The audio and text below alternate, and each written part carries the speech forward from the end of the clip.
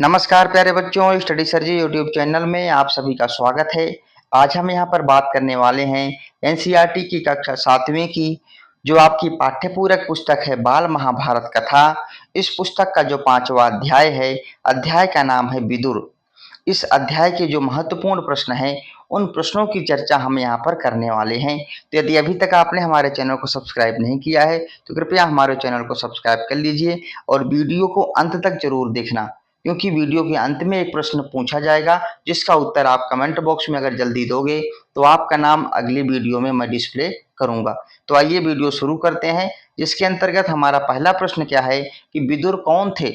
तो इसके उत्तर में आपको क्या लिखना है कि विचित्रवीर्य की रानी अंबालिका की दासी के पुत्र आगे चल करके विदुर के नाम से विख्यात हुए। यानी जो हस्तिनापुर के राजा थे विचित्रवीर्य, उनकी दो रानी थी, एक अंबिका थी और एक अंबालिका थी। तो अंबालिका दासी के पुत्र का नाम क्या था? विदुर था। ठीक है। अगला हमारा प्रश्न क्या है कि विदुर के प्रविष्ट गुण क्या थे, यानी विदुर के अंदर कौन कौन से गुण थे। तो इसके उत्तर में क्या लिखोगे कि उनका ज्ञान धर्मशास्त्र तथा राजनीति में अथाह था।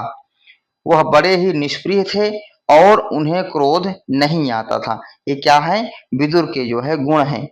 अगला प्रश्न क्या है, किसने विदुर को राजा धृतराष्ट्र का प्रधानमंत्री नियुक्त किया था और क्यों? तो इसके उत्तर में क्या लिखोगे कि भीष्म पितामह ने विदुर को उनके विवेक तथा ज्ञान से प्रभावित होकर के राजा धृतराष्ट्र का प्रधानमंत्री नियुक्त किया था। ठीक है। हमारा अगला प्रश्न क्या है कि राजा धृतराष्ट्र दुर्योधन को जुआ खेलने से क्यों नहीं रोक पाए। तो इसके उत्तर में आपको लिखना क्या है कि राजा जो धृतराष्ट्र थे वो दुर्योधन से बहुत स्नेह करते थे, बहुत ही प्रेम करते थे। अपनी इस कमजोरी के कारण वो दुर्योधन को जुआ खेलने से नहीं रोक पाए। ठीक है।